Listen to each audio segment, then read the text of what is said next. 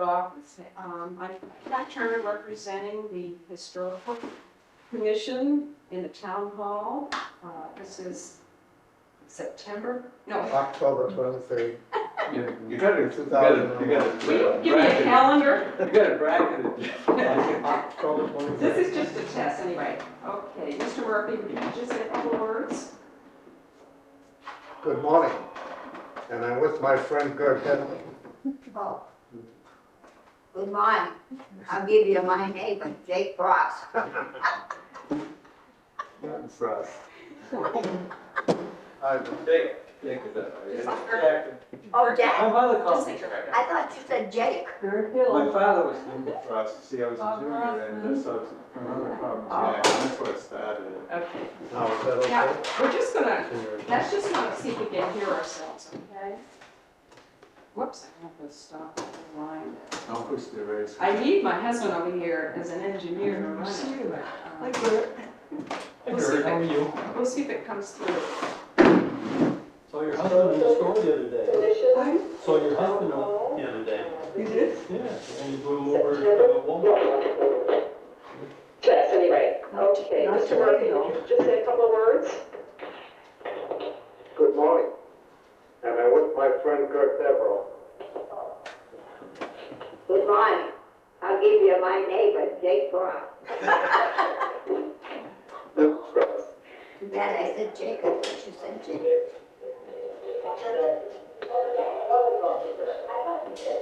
Good Hill. I'm Rustin. And all one day when we were arguing about your name. Okay. Okay. Anyway, that's kind of what it's gonna sound like, and they're picking it up okay with the microphone. I'm Nancy. Oh, yeah, his chest too. Hi. Great. One more chair. Wait, put him right on. These chairs are Put him right up here, Russ. way here? No. Get the other one. Yeah, I know, they're all a bit more. Let's get Maybe that folded one over Is there there. a message in a strong chair? I've been able to, Yes. I tried doing it before, I figured this one would. Do it again. I think I don't know why I'm here. Well, I have a short memory. Well, now you feel better with the extra box here. Well, You can tell me. it looks like most people know Harold Chesson, but Barbara Rossman, she's secretary on Historical Commission. This is Hill. Yes, and you know, Right? okay, and Nancy Parker, Hi. Harold Oh, Chesson. Harold, I know you. And her. Nancy is primarily responsible for putting internet page out there, right? Okay. Put that up with Barbara's techniques. And we have a wonderful internet page, so homepage. We were just checking, and I can't remember the date, so. October 23rd. My granddaughter's birthday and election day too. So Okay. Well, you know, today Janet called me up.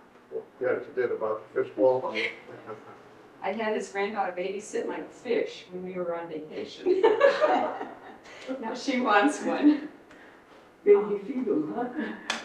Get going, just something, we met with Mr. Chesson last week, and he has copied down all the names, Nancy, that were on the sign. Nancy's going to kind of head up that committee, and I'm working with her And when he I'm has, here. and he has the honor roll over at his office. He's done a beautiful job of laying it out.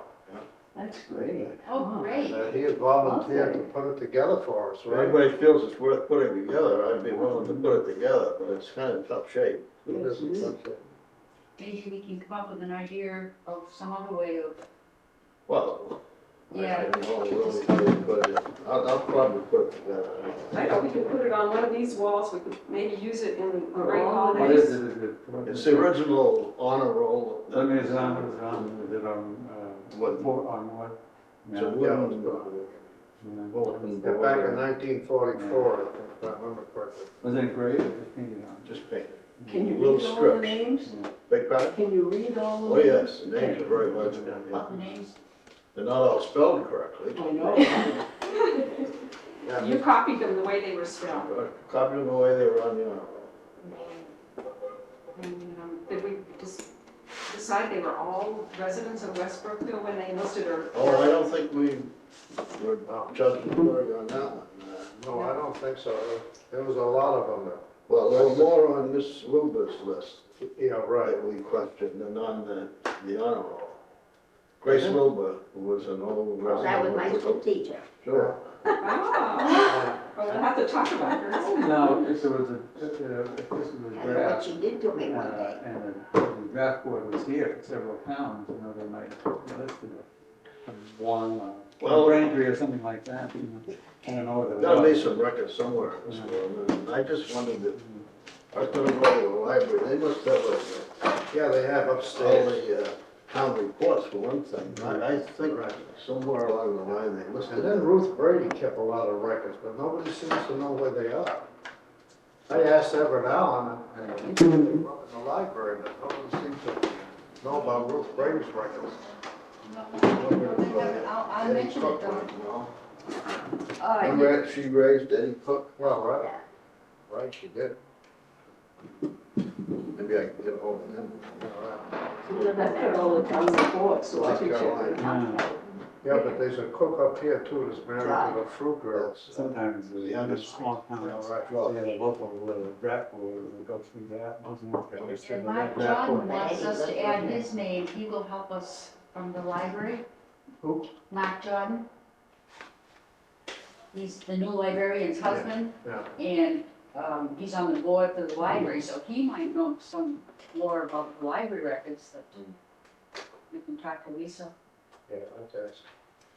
You see up on the shelf up there, we have copies of the annual reports. I know Bert Hill has inherited Archie J's collection of town reports. So, think they're in there? That's just kind of a wild guess in a way, but it almost seems to me that back during the war, they did list the people that had gone into this service. Yeah, I think so. I'm not sure. we haven't even checked that, have we? The town reports. Talking about the Second World War, not the Korean. Another thing before we start, you have photos you want to ask about? They're all, and maybe come over with everything. I don't know how They this were would. given, there's a note in there, When you a letter recording that Yeah. explains. I have already looked at them. Yeah, There's some information here, but none of the pictures I recognize. no, While we're doing that, I Joe, brought along a treatise He's a that failed, Alice Worth, Oh, yeah. she didn't know has to one. do with buildings that were he's built. a failed girl. It's supposed to, and the men, but they were old ones. I took piano lessons with one of the girls. I did too. But I never mounted it because I thought it on top Oh, of the I piano, and I took it down one again. Every once in the afternoon, It's now. I hated that. Charlotte, wasn't it? Charlotte, yeah. Yeah, there was Charlotte, Marguerite, and what was the other one? 2J, Charlotte, Marguerite was the one I married. Yeah. Marguerite, 2J, and Charlotte, Georgia Bell. Oh, Georgia Bell. No, we should hit the railroad Georgia Bell first. used to do the shopping. Is that right? They used to do the first name. Mr. Murphy's father worked in the railroad. I don't. But do you want to look at any of them? Which ones in particular hurt you? I don't know one of them. I may not know you. They're very interesting to look at, but Want to take them apart? Do you want her to do it? Maybe she could do it later. she can take them home. If You you can can take them home and check Either them one out, of you. okay? okay, I just want to Because get I it. don't want to spend the whole day looking at the old photographs and not getting our voices. Yeah, I went through them a couple of times at home. Quickly, I recognize any of it.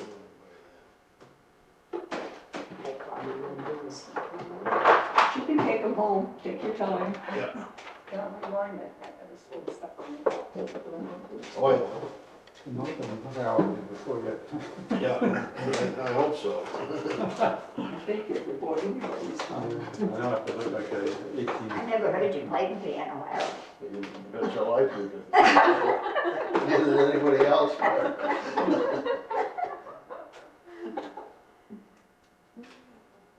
Okay, you wanna, are you rolling or are you? I've been rolling, yeah. You are rolling. Oh, I don't wanna okay. miss anything. All right. Good morning, this is Pat Turner speaking. We're in the Historical Commission room in the Town Hall in West Brookfield. It's October 23rd, the year 2001. We were interviewing people about the history of West Brookfield. Hopefully today we'll talk a little bit about the railroad. And Mr. Chesson talking about your dad as town clerk. And then we'll see, we're gonna pass this around so everybody can introduce themselves. What's your name, Jack? Jack? My name is John Murphy. I was born and brought up in West Brookfield a few years ago. I'm Good Darrell. I was born in Maine, but I came to West Brookfield when I was a year old. I lived there ever since. What The year? same house. What year did you come? I was born in 1911. I came here in 1912. My name is Harold Chesson. I'm the son of H. Chesson, who was town clerk of West Brookfield for 50 years. I was born January 5, 1929, and I lived in West Brookfield until 1961 when I moved to East Brookfield. Newton John Frost, and Jack. I was born in 1929 in Upton, Massachusetts, and I moved to West Brookfield in 1986. And but I had relatives in Brookfield that past year in the area. Barbara Rossman, from the West Brookfield Historical Commission. I moved to West Brookfield in 1991 from New York. Nancy Parker, a member of the West Brookfield Historical Commission. I was born in Oxford and moved here in 1960-something. Hi, my name is Vera Hill, and I've lived in West Brookfield since 1948. And I'm on the Historical Commission, and I just love the history of West Brookfield. I think it would be nice to learn more about the railroad because we're going to try to put it on the National Register of the district down by the railroad station. And so I know Mr. Murphy's father worked for the railroad, so if John can tell us something about his childhood days, his father, and anything he can. Well, my father worked for about 53 years on the Boston Albany, and I had an uncle about 55 and 56 years. And they both worked as laborers. My father was a track walker and used to walk from McLaurin, Jones, and Brookfield to Warren Pump Shop. And in those days, they had oil lamps, they had a 5-gallon kerosene can on his shoulder. And he had he also took some spikes and the like of that if they were misplaced or something like that. Then he used to take care of the lawn and for the depot in Westbrook. We used to mow the lawn, take care of the hedges and the like of that. And then after that, he became a foreman. And I can remember when there was an operator around the clock down here at the depot. There was a man named Adele Watkins who was on the day shift. There was a Charlie Oppenheimer who was on the mid shift. And then on the night shift from 11 to 7, there was a woman named Sybil. I forget her first name. We used to have a great Dane dog as a guy. And we all used to go down there to get the answers on the fights, like Tunny and the Furbo and all of those. We used to go down, they used to get it on the ticket. And we used to get the answer between the rounds. And there'd be probably 35 or 40 men down there, and I used to go with my father and uncle. And all the trains going east, I mean, the freight trains used to stop for water. There was two water tanks there, one on the south side and one on the north side. And they used to stop and pick up water, because in those days everything was steam. And there was a man named Fred Chapin that used to run the pumping station. He used to pump from the river and used to fill those tanks. And one of the things I used to love to see that, in those days, a special delivery come on the freight. with the mail. And the expresses used to go through, and there was a big hoop, and the man on the train used to stick his hand out and pick up the fast mail in the mail bag. There was a catcher there, what they call a catcher tube. And he used to pick that up, and he used to take the mail into Springfield, and then it would go on a special delivery. That's how it left West Brookfield. There was about 12 trains a day. They used to start at about 6 o'clock in the morning, and the last one was at midnight. They used to call it the Owl. And there was 6 used to go each way, west and east. I have a question about the water pumping, because we were canoeing along the river, and there's a structure in the river today that someone said was part of the pumping station. Yes, I should say there would be a filter, you know, so you wouldn't pick up any frogs or fish or leaves or anything of that nature. Yeah, that's still there, is it? Well, there's some form there. It's Yeah, there was square. a frame there, I should say fairly large frame to keep all the debris and of course the ice and everything from coming up into the pumps. They had 2 pumps there in the pumping station, so if one failed, they had the other one. And they were running those days by kerosene, they didn't depend upon electricity. Because there wasn't much electricity in those days around the depot. That's about it, I think, as far as I can remember. Wants to avoid in the house down there, just where the road goes. Yeah, that's why I was born down there in 1912. And the house right in back of where the senior center is going to be built, I hope. And back in 1912, I was born there. Then we moved up to Ware Street with an awful looking house on Ware Street. My mother and father and myself lived there until, well, my mother died in '39. And I beg your pardon, in '36. And then my father and I lived there until I left the service and I come out, got married. That was it. Now, I know that you're of Irish descent. When did your family first come to the country? Well, my uncle was the first one over, and he come over in about 1856. And he lived on the Ware Street too. There's a woman living in the house, and I forget her name. Lived there for a number of years. He lost his wife back in 1918 with the flu. And he lived there and he died in 1944. And my mother come over from Ireland too. But she was a school teacher in Newton Center, Massachusetts, and I don't know how my father ever got mixed up with her. Brought here to West Brookfield, I was the only child. I got a question. You had been small children, but did you remember the influenza of 1918? Well, I was 6 years old. Did it hit the West Brookfield, right? Yes, it did. We lost a doctor named Dr. Coles, lived here in Carter Was that Street. doctor? Yep.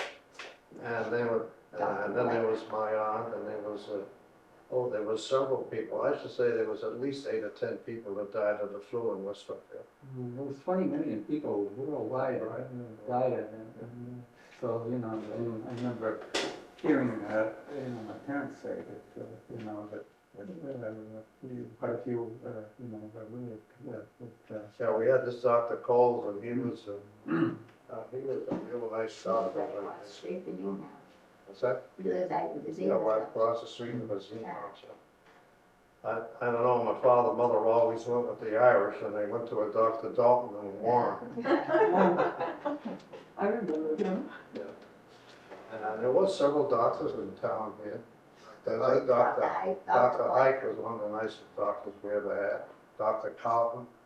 And then there was another doctor too that. Dr. Blake lived up on North. Oh yeah, Dr. Blake lived by Grace O'Day. Lived up here. Yeah, Well, we probably I don't. don't remember him. I remember the dentist, Dr. Jill, Like Dr. Bill, he lived where the rest home is now. and Dr. Deming up on the Brookfield Road. Yeah, Dr. Deming, that's right. And then Dr. Clay that lived in where O'Day, the O'Day postmaster house, lived for many years. Yeah. Didn't Dr. Bill about at the end of work about that? I think he had a cottage out there. Yeah, he had Dr. cottage. Bill.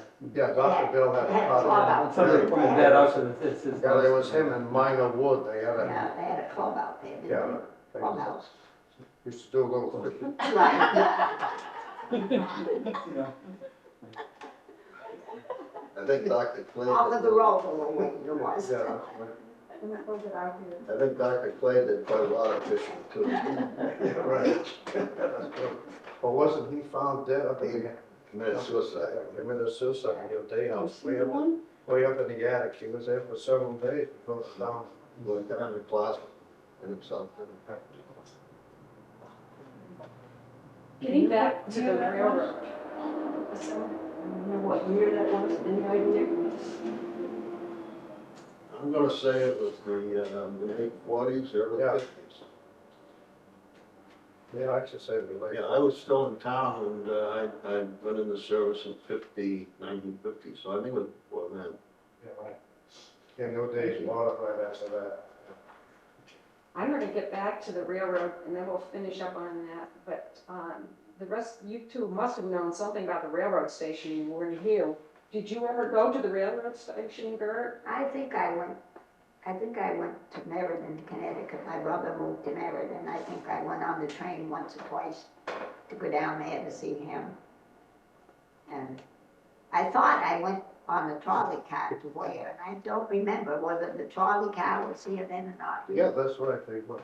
Yeah, they used to But go I right, didn't know they whether used it to go was. right up by my house on West Yeah. Street. Used to go right up at the Ware, and Right. there was one used to go to Warren. I used to When did go they over- stop the trolleys? Was it in the 30s, mid-30s, sometime? Oh, yes, I should say the mid-30s. I was say mid. Yeah, where I lived in Upton, they switched over, the tracks were there until 38, when the hurricane wiped off the road, the flood, but they started in the 30s running buses after that, from Worcester, so the trolleys disappeared about that time. Well, the Beaman girls lived on the Whale Road, Yeah, that's right. and I used to go over to play with them, so it couldn't have been, I don't know how old I was then. I was married in 33. The station was busy though, it was a busy, railroad station in Oh, Berkeley. yes, it was. A lot of freight used to come in from Brookfield. There wasn't any freight house in Brookfield, so all the freight used to come into the freight house right across from the depot. And of course, there was Olmsted, he had a corset shop at that time. There was a shoe factories and there was a fish rod.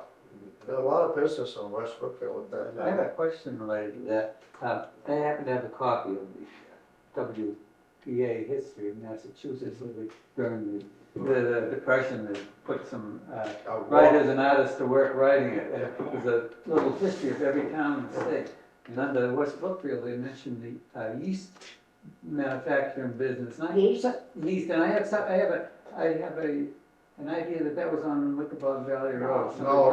It wasn't. No, it wasn't. It was on Long Hill Road. Was it? Okay, somebody, I had. Yeah, right across from Sherman Oil, right across Okay. the railroad track there. There's a business in there now. Yeah. Yeah. Burned somewhere along the line. And this book was printed in 1937, so I assumed that in that era it would have been. It was first Varnum yeast, and then it went to Capitol.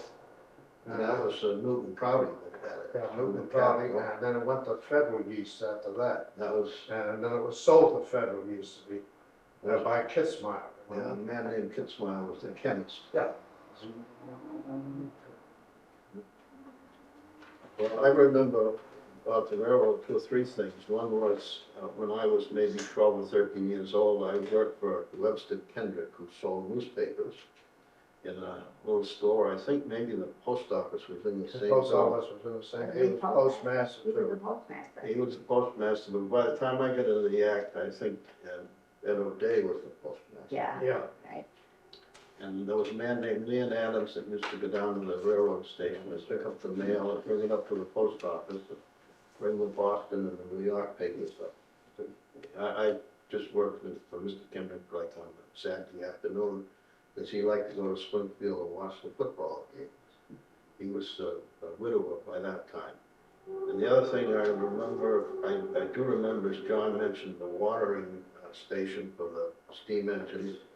And as kids, we used to go down, as most kids would, we put pennies on the track and that sort of thing. And the other thing was, in 1946, right after the war, I enrolled in Clark University in Worcester.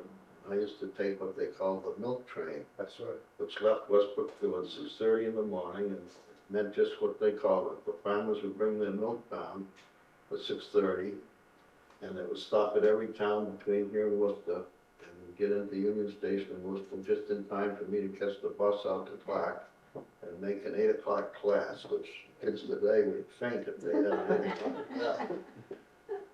But I did that for a couple of years, then I got a car, that was behind me. The other thing, somebody mentioned the yeast shop and this structure in the river, which I think probably had to do with the watering of the trains, but I think I remember also that the yeast shop ran a culvert down to the river, emptied their yeast waste into the river, which was great for the bullhead and the various other fishes and down and fishing that area. Right, that's true. In fact, there was a milk house at one time. You know where the wire mill was? The little wire mill is now a barn in East. Maybe 100 yards up, there was a milk house there where all the farmers used to bring their milk in. And the milk train used to stop there. And then after that, of course, they used to pick it up afterwards when the automobiles and trucks used to pick up. Mallory used to pick up out of Springfield and the like of that. But they did have a milk house too. I'd like to ask if that milk was refrigerated on the train. Not to my knowledge. No. It Somebody wasn't, asked me that, and I it said, came out of a cow warm and it stayed warm till it got to us. Oh, yeah. I was just gonna add that, now I've lost my train of thought. We'll come back. Also up across the river bridge, up in Long Hill, the first evaporated milk that ever evaporated in this country was made right here in West Brookfield. I think there's some pictures of it around town here. The evaporated milk, I forget the name of the company around there, but they were the original ones that started the evaporating milk, which is only condensing milk into it. The thing that I was gonna mention trivia was that in those days, we had the night before the fourth bonfire on the common. Most of the timber for that fire came from the old railroad ties, and there was a man named Chick Clue that lived right next to the railroad tracks, and he'd accumulate them all year long. Then we'd go down with a town truck on the night before the fourth. Every kid in town would be there, and we'd take the old ties, which were soaked in creosote, and bring them up to the common. And invariably, when we got down to the last row or two of those ties that Chick had piled up, there would be numerous snakes. You remember one time, especially, I remember, they hung the Kaiser. You remember that? Right. Did they hang him or burn him? Burn Burn him. Kaiser?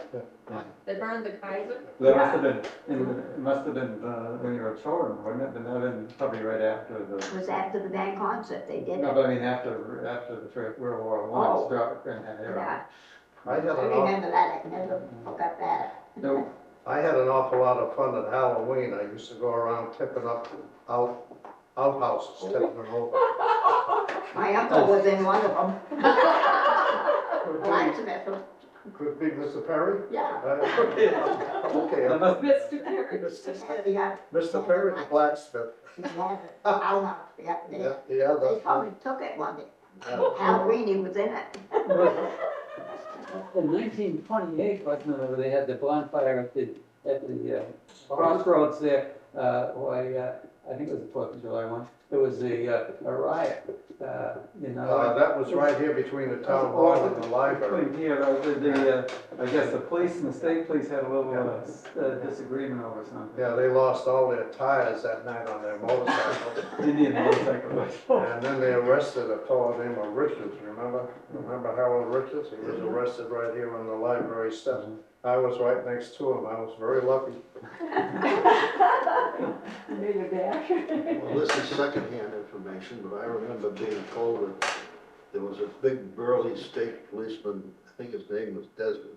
Desmond, yep. And Yeah, right. he challenged the local boys that he was gonna walk right down the middle of Main Street. Nothing should happen to him. Well, he got quite a ways down Main Street, several tomatoes took him out. And rotten eggs. Oh, also the water hose too. Okay, I'm just putting on off a couple minutes. Is there a subject you guys would like to go into more? I mean, I think we could talk to these people all day long. You know, we can talk for a half I've a got day. this off now, but that's running. West Street, that was a very old street always, Yes, West Street was an old street, and of course the trolleys went right up that way too. The trolleys used to come into town from Brookfield, used to go down Central Street, up Front Street, and then Ware Street, and go out to Ware or to Warren.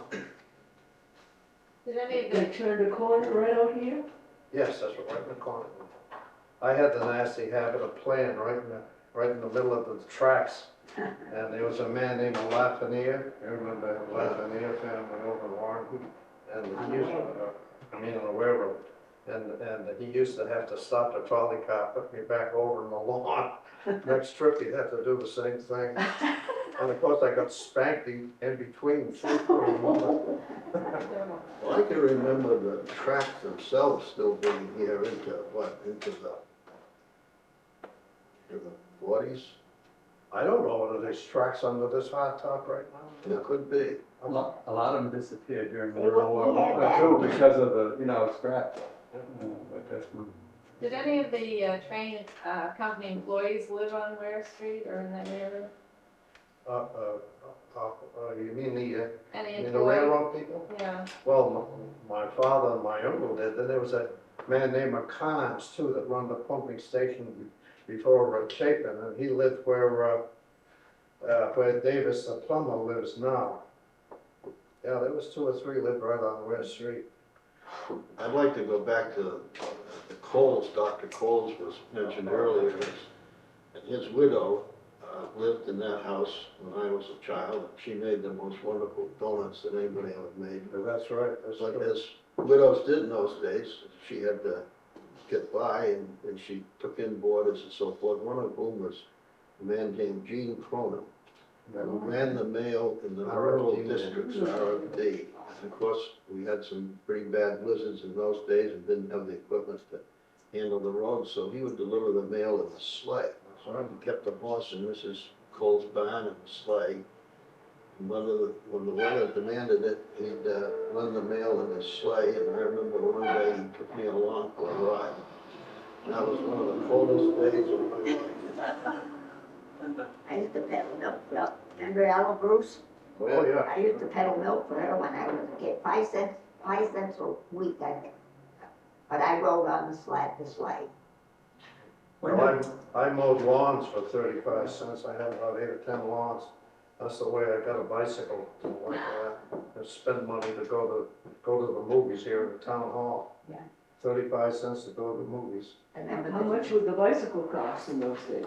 $33.95. I'll never forget it. I bought it from F.A. Carter and his brother Ed. Oh, yes. Down here where Ace Hardware is now. Yeah, $33.95. was there ever a circus? We never- Did the circus ever come to town here, or? No, we had the 20 mule team. Does anybody remember the 20 mule team? That stayed over here with Webb's Farm. Yeah, I think so. I don't remember it really, but I remember talking about it. I've been looking for a picture of that And for that's 15 years. never heard of Yeah, it. that was before your time. Yeah, I don't think we ever had a circus, but we used to have a carnival. When did electricity come? Probably for, you wouldn't know, Well, we had lamps when I was a kid. We had lamps possibly until 1912, probably 1915 or 16. We put in put in electricity in town water. We had well water with a pump. I've got a picture of a relative's house in Brookfield, and there was no, it was on Route 9, and there was no, and this would have been probably around 1945, and in that area, and there were no, like, the telephone poles, and the gas light posts there in the corner of the street.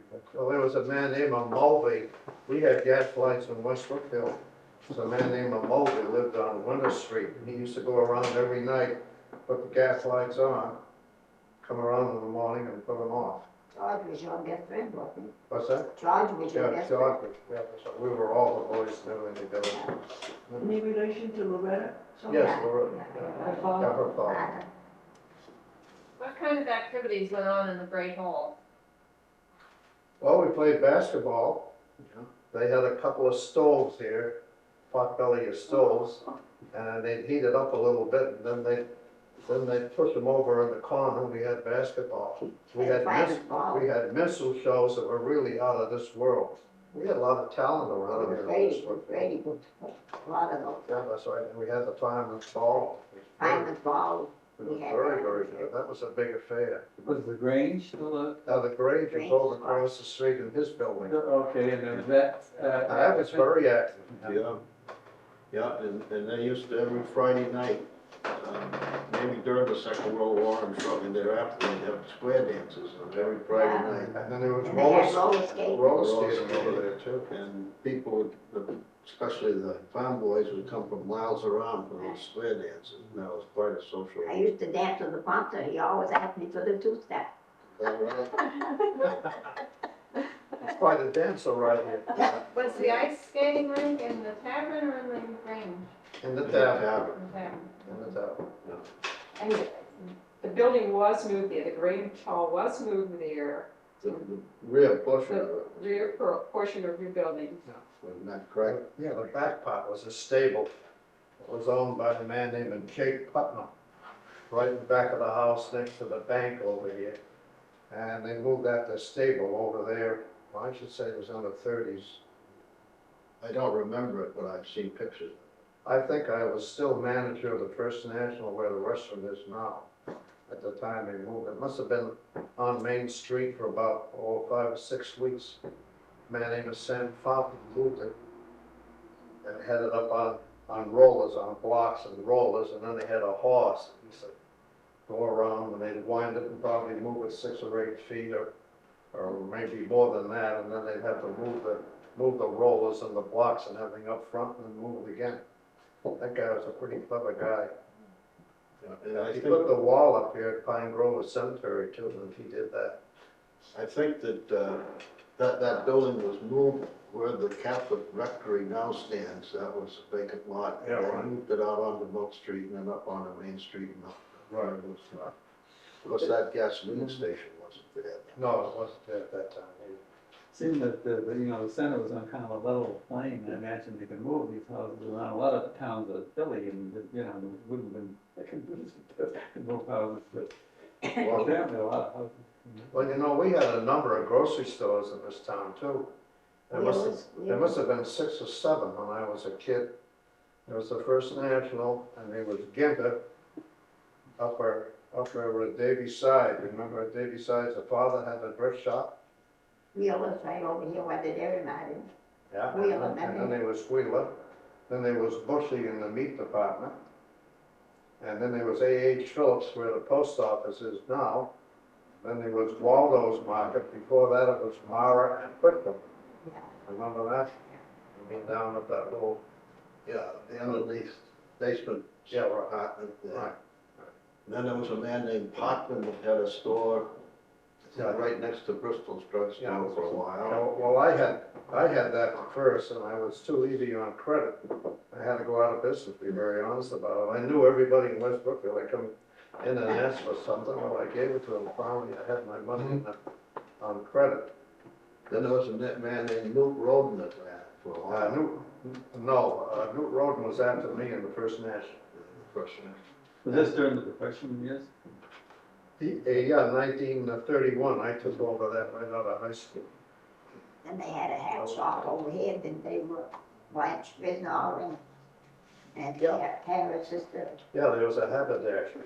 Carol, Yeah. they had a hair shop over There were Carol and Warren and Carol. there. Yeah. And the drugstore, it was, in those days, it was, what was Bristol Cotton? Oh, he was from Ware. He started Ware Cooperative too. Yeah, yeah, I can't think of his name, come to me, but. I could see him and everything else. When they evacuated all the people from the, where the Quabbin Reservoir is now, those towns, a lot of people moved here. Yeah, there was quite a few, I So should they moved as far as, in my area, Yeah, south of so- Worcester, so that I imagine. say. I these can towns say are there was here. 8 or 10 people. There were some houses too. Then the family, yeah, there's one house on West Brookfield Cross Street that my daughter owned. Yes. And there were some people that came to town that were employed by the Yeah, Quabbins. One was, lived down on Milk Street. He was, I think, one of the chief engineers. yeah. Then I can't remember. Minnie It was Blues. related to Baloo's Yeah, too. Minnie Blue's brother. Yeah, right, right. It was 10 years back in that, so. Yeah, Agnes And They Dinsmore. did more. Yeah. Oh, What was her name? Dinsmore. Yeah, Dinsmore. He was a very distinguished looking man with a little white mustache. Oh, what was the man's name of Mr. Bristol? The Well, there first was a drugstore was, Clark that was involved somewhere there. oh, well, the first drugstore was Clark. And then Bristol and what's his name bought out Person. Mr. Clark. Person, they bought out, and then Mr. Bristol bought out the person.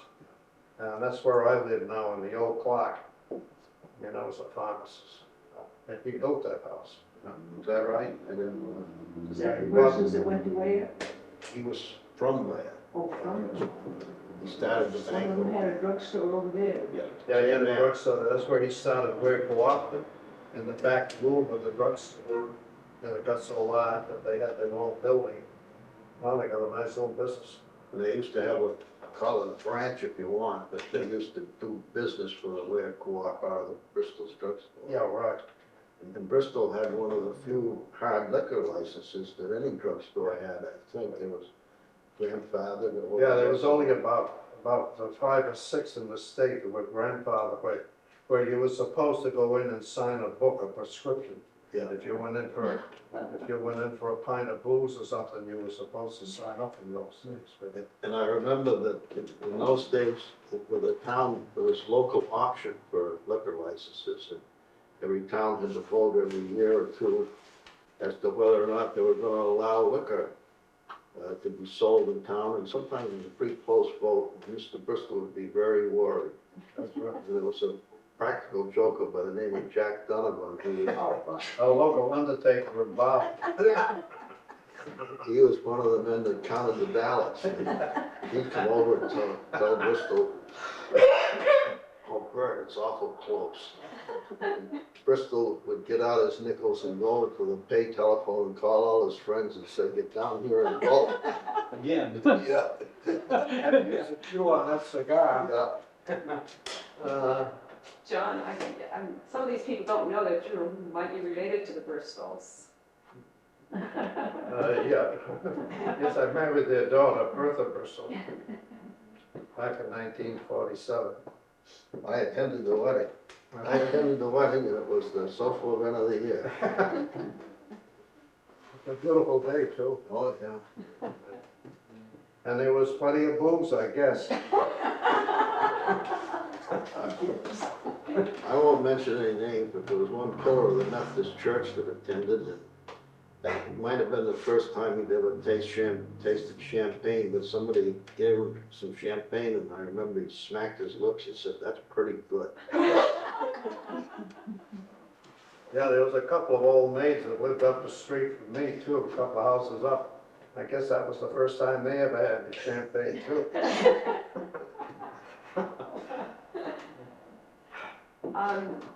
I know some of the members here are wondering about the lake.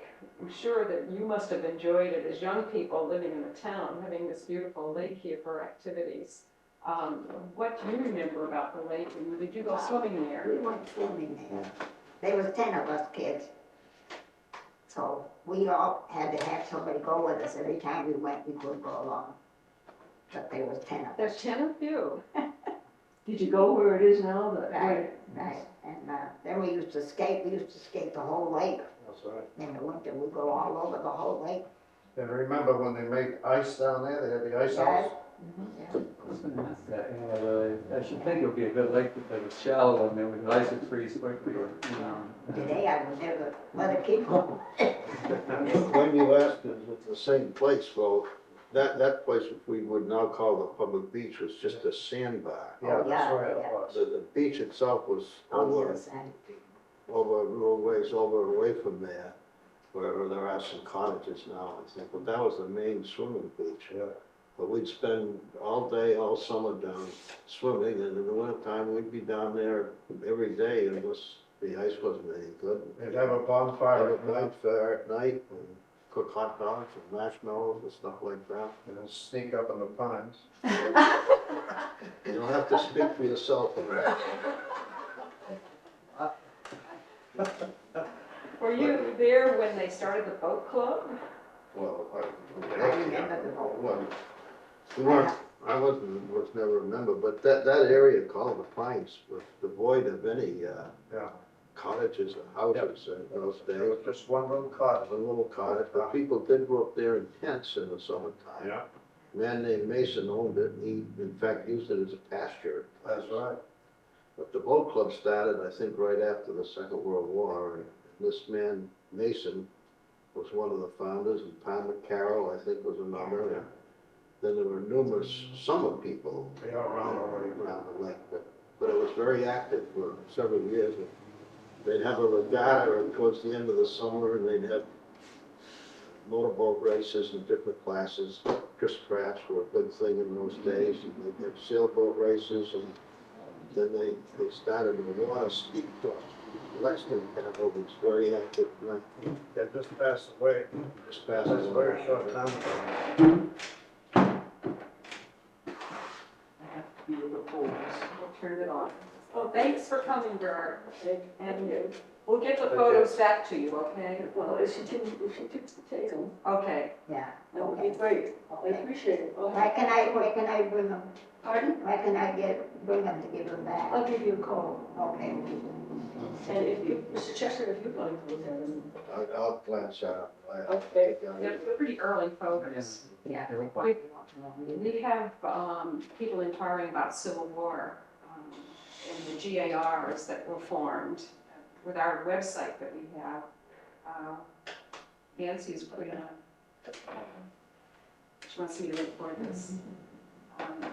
The old photos we have, we're looking for people to name the persons in the photographs because we have a website now and we're putting the Civil War soldiers on. We'd like pictures of anyone from West Brookfield in the Civil War would be wonderful. If you know of anyone that has them. And so that's why we have these photographs. They were different organizations that started soon after the Civil War ended, I think, Grand Army, the Republic. And they could have been in this town. I know there was one in this town, Alonso The Hamilton. Redmen. What were the Redmen? What were the Redmen? They had the Redmen. They had a, That was they had a hall right up over where Dairy Mart Right. is now. I actually don't know what they were. I They was don't know quite, what it they was. I was remember quite a the group Redmen of, Hall. there was quite a group of Redmen, I know that. And it was a mixed group. It wasn't just like the Masons, you know, something like that. Or the Knights of Columbus or I something don't like that. really know what it was either, but I didn't know they had a Redmen's Yeah. Hall up there. Yeah, they did. It was quite active. I don't remember the Red Men in this town, but I remember that East Brookfield had quite a. Yeah, that's right, they did. I think they were the They'd be last all the ones. parades and Right. with all their headgear and so forth.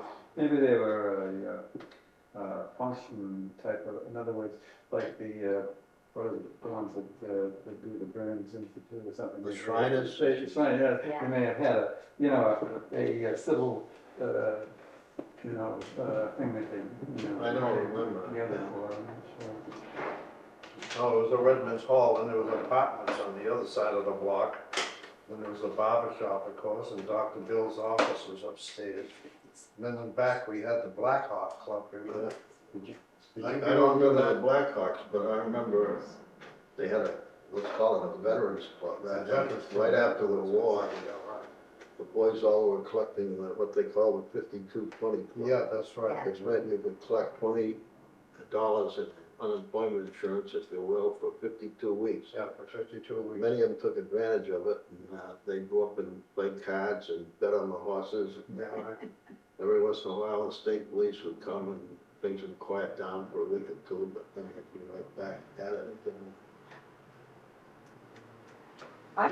I've seen pictures, early pictures of West Brookfield, and the roads were gravel roads. Do you recall when they started paving these streets? Gee, I don't know. I remember my grandmother lived up Ragged Hill. It was all mud every time we went up there. I can't remember.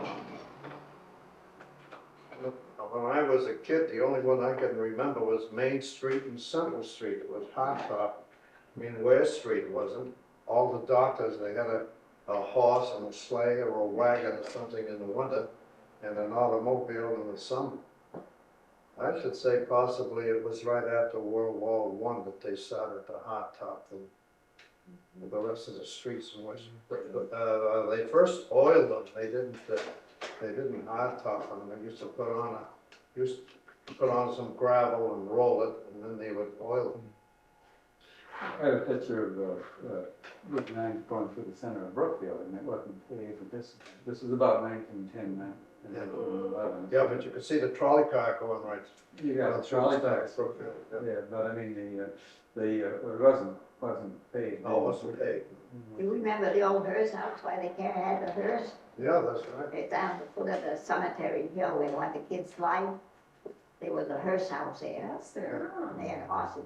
Yeah, Right on the same side as the cemetery? Yeah, right there, right at the end by the gate. right. And we used to come By home the from lower school, gate. we had to come home from school every day for lunch. We'd run down that hill, and that's where all the old drunks were. When they got drunk, they laid under there. Remember Spike Whalen? Yeah, I remember Spike And Whalen. Spike Whalen used to walk by the house, just Spike like we were Whalen. walking on edge, you know. You go down, lay down by the brook down there where you live, down by the brook, you used to go down, lay on the bank. Spike Whalen had a wooden leg, that's why they called him Spike, and he'd bite a noticeable gait. And he'd go on a bender every once in a while, and he'd stand out in front of the stores and beg money as people walked by. And if he had too many, he roamed down on Central Street. He'd head for home. And some of the young men would get a flashlight and they'd wave it in front of him and make him dizzy till he fell down. That was great sport. He used to get down by my house. I think he went down to Ducey's a lot. Yeah, I went down to Frank Ducey's. Right. What was that section of the town called? You go Galway, And it was Galway. It was called Galway. down where Yeah, I originally there were a lot of, I guess, There was a lot of Irish. people who worked on the railroad that lived in that. Campions lived there. There's a Two old maids. cellar hole right in the front of my house, but I understand that was a wing of a Chamberlain house that got moved down there, then got moved back. My uncle owned the land you live on, Nelson Perry. Very, yeah, I remember seeing it. But there's a crumbled in, Yeah, under where all that bittersweet is. used to hay in there. And there's a foundation there, and there's was a well, it's been filled in. But but I was told that they moved the wing of the Chamberlain house down there at one time, and then they moved it back. Moved it Oh, back. yeah. And that's what. And I remember when I was in grammar school, which would have been in the early 40s, and late 30s, early 40s, that there was an Afro-American grandmother by the name of Clark that lived in a shack over in back in Galway somewhere. Do you remember that, Kurt? It was up beyond where you live. Before you went up, you know that farm that sits in off the road? Yeah. There was a Used to be little the shack. turkey farm. A little house. Yeah, She did her best to raise these 3 grandchildren. Of course, they were very poor and. She was a I nice remember lady. Well, she was a Very wonderful nice. lady and the kids were nice kids. I understand that one of them. Piniac. One of them turned out to be quite, I don't want to say wealthy, but quite well to do. Right. One of them went to school. My brothers, they call him Piniac. I remember George and Gloria. Yeah. She was a nice lady though. Very nice. You said, Mr. Perry was your uncle? Yeah. Would you What? tell us a little bit about where he lived and his business? He was a blacksmith, Very blacksmith. and he lived right, he had a blacksmith shop right down in front of the hill. Yeah, where a little ranch is There's a now. ranch At that. the corner of Lake Lake Street, Street. In Boulevard Valley. diagonally across from the cemetery. Right, That's right.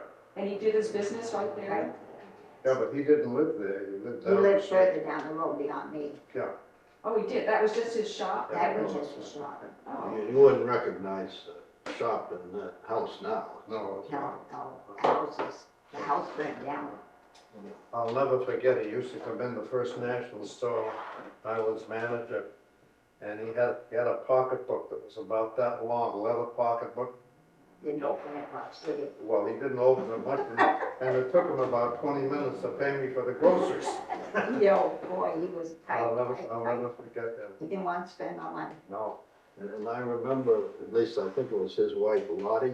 Yeah. Yeah, a lot that of used Terry. to, I spoke earlier about the square dances for the Right, Grange. yeah. And she was active in the Grange. She used to sell tickets to the square dance. Yeah. You could bet that nobody got in for free. She played the piano, she built the piano, right? I have a question before we close. I have a question, how do you see West Brookfield in the future? And what would you like to see for West Brookfield in the future? Go ahead, Tish, you can start on that one. Well, it's, I guess anybody's guess is as good as mine. I think it will remain a rural community or a bedroom community, if you will. Certainly there's still more land to be developed residentially, and I think the tax rate has a lot to do, and the state of Massachusetts has a lot to do with industries locating here. I don't think they're going to become much more west of Worcester than they have for several years to come. I don't know, I just hate to think what's going on. I'm glad I haven't got these small children. Because I'm worried about what's going to happen. Well, Not for me, because I'm too old now. I just hope the town of West Brookfield will continue to be as great as it is right now. Right. it is a wonderful town. Nancy, do you have anything you wanted to add? Dr. Carroll, I want to talk about your schools, okay? Unless I you was want to take it just up. going to add one more personal comment, if I might. I mentioned earlier that my father had been town clerk at West Brookfield for 50 years, and to the best of my knowledge, he never missed an election or a town meeting. And again, in the area of trivia, I remember going to a baseball game within Boston. He had to go to Boston on business, and we went and did his business in the morning. Went to the baseball game in the afternoon, and it went into extra innings. He was torn between two loves, baseball and West Brookfield. And West Brookfield won out, and we drove up to the town hall about 5 minutes before the town meeting started. Very, very dedicated. It was.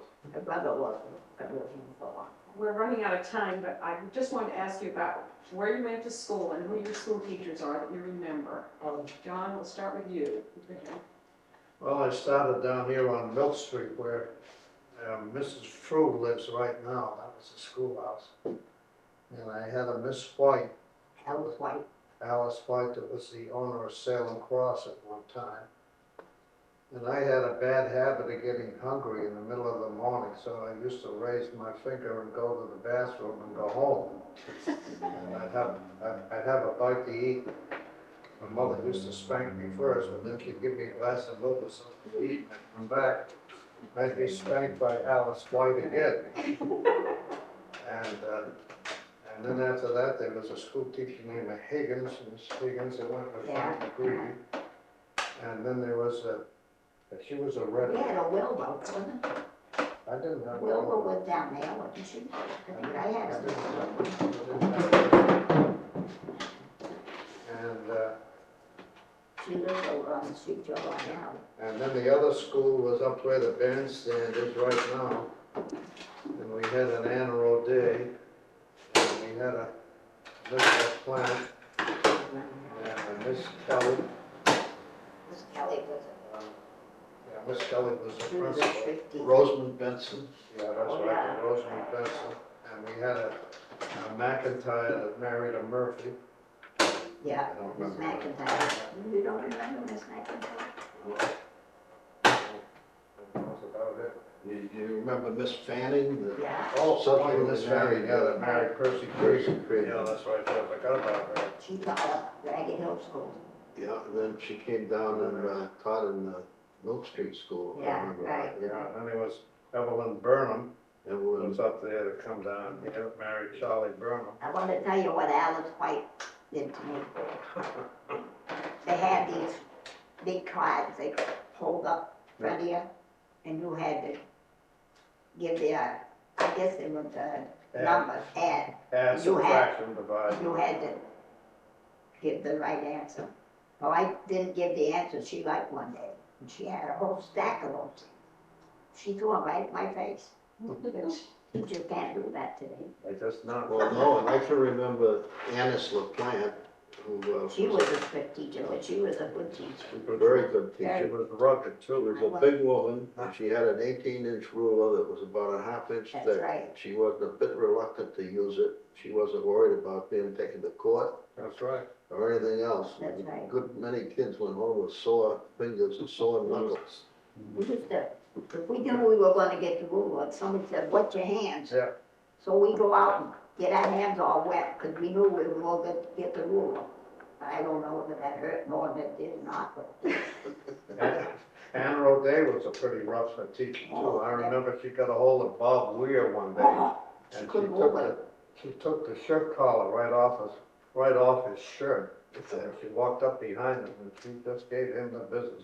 Yeah, she did that one day, and remember John Smith? Yeah, Little John Smith, Yeah, right. sitting inside of her Yeah. one day when I was, and she couldn't budge. The other fella, Weir, Bob. yeah, Bob Weir. So she took George and she shook the daylights out of him. She was our French teacher, our English teacher. And she didn't know French that well either. No, she didn't. What kind of vacation time did you have from school? Was it the whole summer or? Yeah, Pretty much the same as as now, we I'd have say. right now. We had to go home for lunch though. Yeah, we had to go home. We weren't allowed to, of course, there were no cafeterias, and you weren't allowed to bring a lunch in a bag unless you had a good reason. You'd have to bring a note. Unless you were. What about in the winter time, to bring lunch to bag? No, Yeah, Only the people that come in on the buses were allowed. Yeah, no. right. They I had, used to go from where the bandstand is down to West Street for lunch and walk back again. Ann Roday lived down on West Street Yeah, also. right near She me. had a habit of being a few minutes late. And the kids would get a big kick out of seeing her charging up the common Yeah, as fast as yeah. she could go. She was always late for church too. they always said that was nice. You were in the elite if you were always late. Matter of fact, I remember somebody saying at Anna's funeral that, well, this is one thing she wasn't late at. No, she, Remember the little thing how no, she she wore her wasn't. hair, she had No, she little wasn't, 'cause rolls I- around her ears, you know. no, she wasn't late for that because I run the funeral. Oh, you guys are all good. I think maybe we're just gonna stop for a few minutes. I got a personal question for you. That house in Brookfield on the end of corner of Merrick Street in Route 9, Murphy on the name of that house, is that relative? No. No, because that house was where my great uncle lived, Otis Travis. I don't know whether you would have known him. He died in about the mid-30s. And his wife, Annie, died in 44, or 45, I guess it was. I remember, it's a nice sort of. I remember some names from the Civil War has it, and they were American, and there were maybe 4 of them that all went into the same, and they're listed in Grace Wilbur's book. Does anybody remember a family named Hazard that was in black? What was the name? Hazard, Hazzard. Hazard. Oh. Hazard. There was Hazards from North Brookfield, Maybe that was the family. and they were colored. Yeah, they all went into the 5th Cavalry, which was a color regiment. Right. The only one that I really remember is Grace Wilbur's father. Father, yeah. I can't remember his first name, but when I was in grammar school and around Memorial Day time, Mr. Wilbur, representing the Civil War veterans, Edwin. and Right, Edward. Frank Burfitt, who was a First World War veteran who lost a leg in the war, would come around to speak to the school children about the horrors of war and so forth. And we'd ask them questions, and they, I think, maybe have a sword or gun or something they'd show us and so forth. And Mr. Wilbur died in his mid-90s, I should think, or maybe late 90s. And he was as straight as a die in his 90s, tall, slim man. He used to walk down the street just as straight.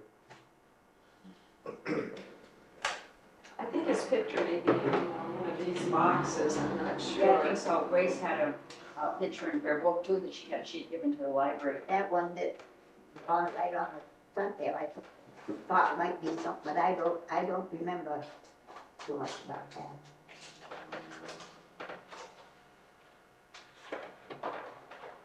Well, there are all different groups of people. I don't think that was him. No. In the GAI, Said there they was, Millen and Carlotta. I can remember, I mean, he never had a beard, he always Yeah. had a shaven face, smooth face. Edwin Richards. This is the Richards family, the Fales, were they into Who, Richards? Edwin E. Richards. And Antoinette. There was a Richards that lived down at the end of Carter Street. Well, you know that family, but I remember the father, be the grandfather, I remember him, he built that house down there. Built the first house. This was the father, his father, I think. That's just one of the names on here. I don't know him, do you? No, I don't think so. I don't know him. Oh, that's not Bud Carlson by any means. No, Bud was Face, Terry. his face got a familiar look, but I don't know. These somehow are connected with the Fales family, that's right? Isn't- All of these, Yeah. all of these, Yes, I never knew any. but but some of these other names on That here. possibly was Marguerite. Yeah, that could have been Marguerite. Marguerite. Marguerite, and that's the Dr. Bill house right in the background, just. I think, Yes, yeah. Yeah, I'd say She so. had that here. Yeah. well, I don't know, maybe we can get together sometime, I don't think we've got halfway through. No, I think we could go on forever, but I know you have other appointments. It's almost 11:40, so we want to hold you up. But everything that's so interesting. Yeah. Yeah, could we get together once more before you go to Florida? Well, if you don't, then these other good people are still here. And I don't know, you can get in touch with any of them. when do you go to college? Well, I'm leaving, I got in California for a month. You're going on vacation. Right. Next. And then we're going for almost a month of Could you November. delay your trip to Florida a couple of weeks?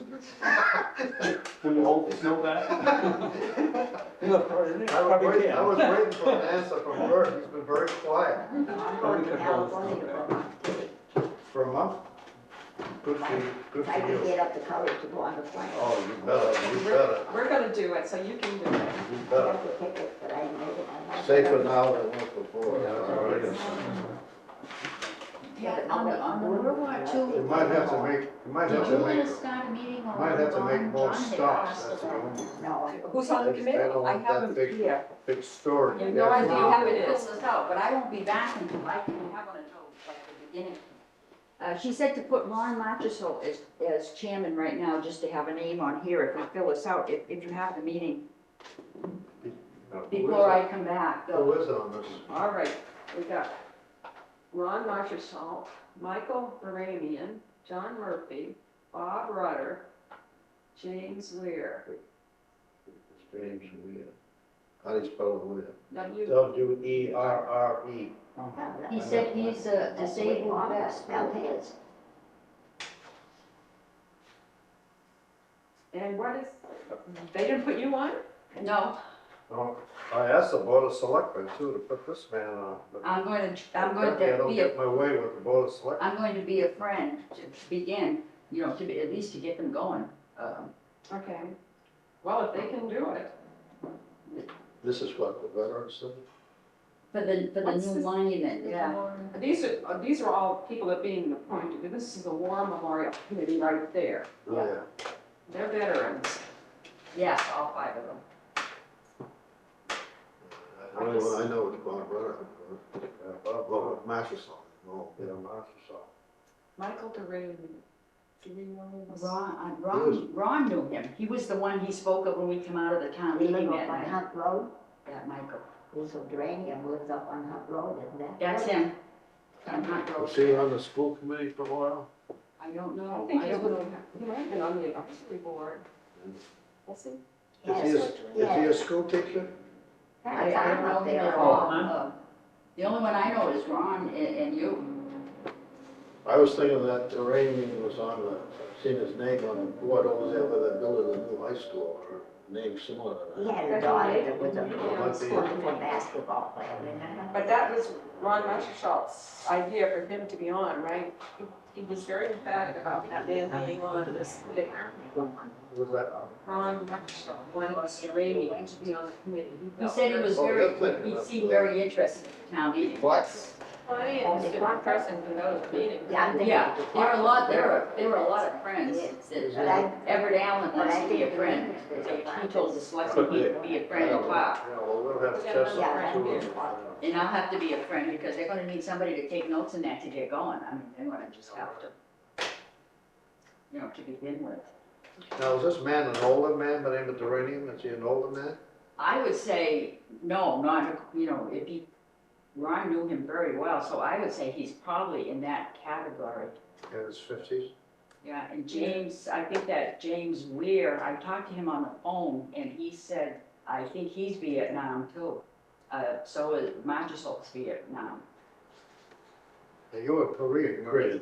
Yeah, see, we had known him from the Korean War, and you were, Neat, so yeah, yeah. yeah. Because I was surprised that so many Vietnam veterans were really interested. Should have a representative, I would think, from all the boards, huh? Well, I'm willing to help out, I don't care whether Yeah, I'm on well, the committee or that's- not. Yeah. That's good, I'm glad to hear that, Jess. Me too, I'll help out, even though we're not on the committee, and also like I said, Mark Jordan said he would help. From From the yeah. library, okay. You know, well, we should get going, because I'd like this up and ready before I go to Sacred Heart Cemetery. So I didn't know whether you could, that has to be done 2 days in advance for the meeting. For a meeting to be held. Yeah, and then I put these numbers on here for what we had. Do you, well, then they have to, those guys have to do it, are you going to do it for them? You're gonna set up the meeting for them? Oh, Yeah, I can- It is a mess now. I guess to begin, we can just pick a date and you know, This whoever person comes will come. And then after that, once they get there, they can pick out the date that's best for them and I can. Take care of St. John's. You set to start with. Yeah, they take care of 3 or 4 other cemeteries around too. She was mad because we could find those flowers. Yeah, apparently he keeps it beautiful, Yeah, too, right. my daughter, beautiful. She thought the world of that kid. So are you willing to begin while I'm gone or are you going to be gone? Let's wait. When do you come back? I'll be back on the 1st, so it would be that following week. Okay, I'll be here until the 6th, so we set it up for then? Yeah, let's Sometimes you somewhere should- between the, right. Do we have some appointments in between, you know? I don't know. But it probably wouldn't have an evening appointment anyway, and these guys would have to do it in the evening. Right, and she said we could use the downstairs selectmen meeting room downstairs Okay. to begin. Okay. Okay, so I can fill this out then and ask for one of those days. Right. Well, I hope this has been informative, Yeah. Wonderful, it's great. and I think there's a lot more that we could, I've got a lot of material at home that inherited from my grandparents and parents and Helen Shackley, who used to be librarian for many years, and various sources that I just haven't had. I'd say I haven't had time, maybe it's just I'm too lazy to go through it. It's Saturday, perfect. Occasionally I do dig out some interesting material. well, you had a business to run for years too. Yeah. And this is the first time you've had a chance to relax. I don't think you're relaxing that much now, you're still going in and I don't know that I should take pressing it the now. button. I'm going to California, I'm not going to a place. Well, ever since Greg got through, it's been a lot harder. You want to run a take one business. first? I bet it has. You want to take it first? For those that don't know, Gert worked for Hell's company for 50 years. 50 years. 52. 52 years. 52 But years. listen to this, how old were you when you started? I didn't start till just before the war ended, because remember I stayed home and took care of my Oh, you mother. must have been in your 30s then. I stayed home and took care of my mother and father till they died. And then I went to work. Now, your mother's maiden name, what was her name? Smith. Oh, Perry. Okay. She was- Okay, now I got it. I'll remember. Okay. Oh, we've got one lady working for us that started work in our factory on June 2nd, 1930. Figure that one out. She's still there? Still there. Wow. Who is it? She'll never come to carry her out. Oh, yeah. She's, Brittany did one day, didn't they? no, that was, she was at home then. She had some kind of a scare, but Yeah. I worked till I was she's 85 years old. 53. 53. Somebody asked me if she's still able to do it, because she's 85, I think. She's still able to do it. We're lucky, we've got one particular job that fits her very nicely. And Is she doing the same thing she did when she was Isn't in it there? wonderful to take on? Yeah, they still got that, Anybody they at that still age. do that? Still do that. They do. And she makes a little piece of wire anywhere from an inch to 3 inches long, and the wires themselves are about as big as the hair you can have. But anyway, some people say, well, she's still able to do a day's work, and I said, biggest problem I have with Mary, the biggest problem I have with Mary is that she complains that the other girls don't work hard enough. All right. Did you see our upstairs? Yes, sir. We had a little, glass that fell down. I hope we helped you a little bit. Wonderful, thank you very much. Bank parking lot is now the Bank parking lot, that house is We up have on we have a Weather Street. picture of her, November, I showed it to you, I think, you know, there's an old picture. I've got a picture. I think it was graduating class or something, or a class.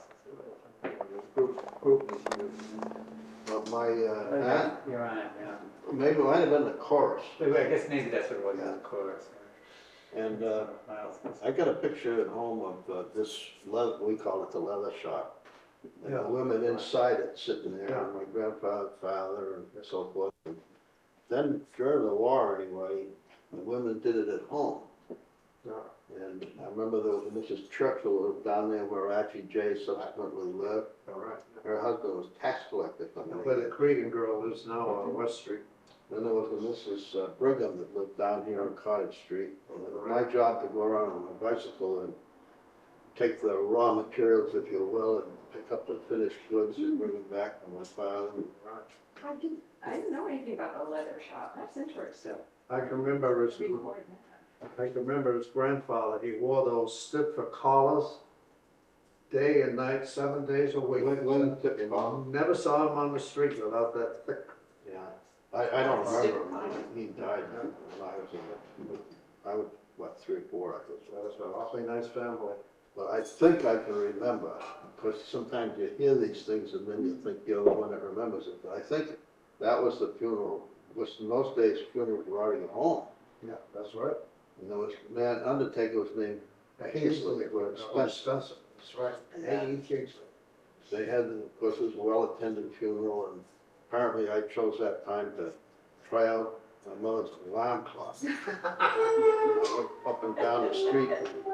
Kingsley came out and gave me a nickel to stop.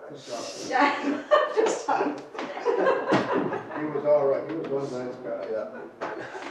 John, sometime if you got a chance, write down all the funeral directors that are here in the area. Well, it was Tomlin, do you remember Tomlin? Minister, Yes, he was a minister, he was also in the furniture business, and he was an undertaker. I didn't know his name. Yeah, and that big building was right where the parking lot is now for the doctor, and Sam Fountain cut that in two and made two homes over on the left-hand side of New Braintree Road, the first two houses, that was a furniture place and an undertaking parlor. And there was Jack Donovan, of course, and he had a little spot up there in Church Street. And he was a barber as well.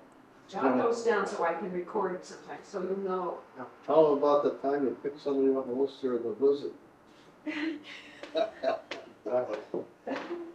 There was this woman died at Worcester State, died of consumption. And Jack wasn't able to get the hearse going.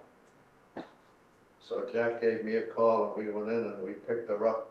Wasn't able to get the hearse going, as I say, so he had a Chrysler car, two-door Chrysler. And we had the basket with us too. Well, we finally decided, what the hell with the basket, so we sat her right up in the back seat of the Chrysler. And on the way home, we stopped at that lunch cart, expensive, for something to eat. And it was a bitter cold night. And we were sitting there, Jack and I was having a coffee and sandwich. This man came in and said, "Aren't you going to take a cup of coffee out for the lady?" And Jack said, "No, we asked her to come in, but she refused."